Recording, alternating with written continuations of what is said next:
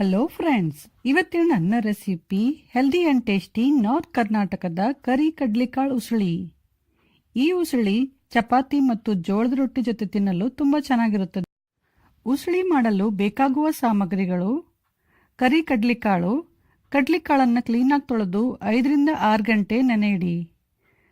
ಕಡ್ಲಿಕಾಳಿಗೆ ಹಾಕಲು ಹಸಿ ಖಾರ ಮಾಡಬೇಕು. ಹಸಿ ಖಾರಕ್ಕೆ ಹಸಿ ಕೊಬ್ಬರಿ, ಜೀರಿಗೆ, ಶುಂಠಿ, ಹಸಿಮೆಣಸಿನಕಾಯಿ ಮತ್ತು ಕೊತ್ತಂಬರಿ ಸೊಪ್ಪು ಇವನ್ನೆಲ್ಲ ಮಿಕ್ಸಿಯಲ್ಲಿ ಹಾಕಿ ಸ್ವಲ್ಪ ನೀರು ಹಾಕಿ ನೈಸಾಗಿ ಪೇಸ್ಟ್ ಮಾಡ್ಕೊಳ್ಳಿ.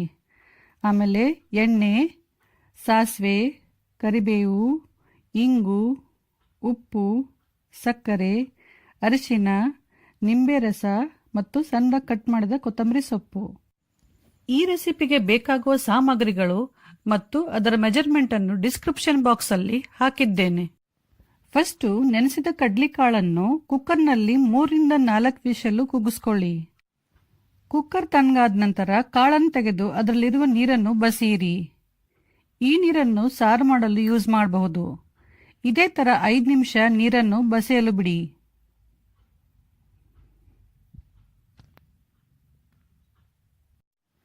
ನೆಕ್ಸ್ಟ್ ಇವಾಗ ಒಂದು ಕಡಾಯಿಯನ್ನು ಬಿಸಿ ಮಾಡಲಿಡಿ.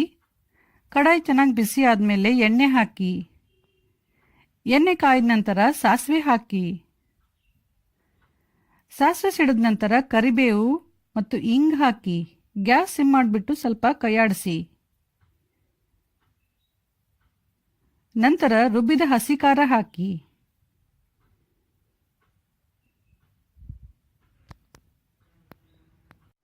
ಹಸಿ ಖಾರನ್ನು ಎಣ್ಣೆಯಲ್ಲಿ 1 ನಿಮಿಷ ಚೆನ್ನಾಗಿ ಹುರಿಯಿರಿ.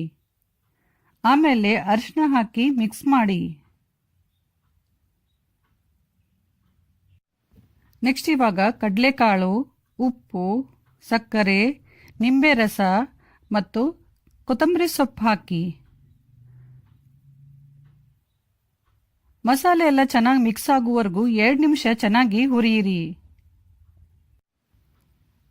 ಉಸುಳಿ ಏನಾದರೂ ತುಂಬ ಡ್ರೈ ಅಂತ ಅನಿಸಿದರೆ ಬಸ್ದಿರೋ ನೀರಲ್ಲಿ 1-2 ಸ್ಪೂನ್ ನೀರು ಹಾಕಿ ಚೆನ್ನಾಗಿ ಮಿಕ್ಸ್ ಮಾಡಿ 2 ನಿಮಿಷ ಮುಚ್ಚಿಡಿ.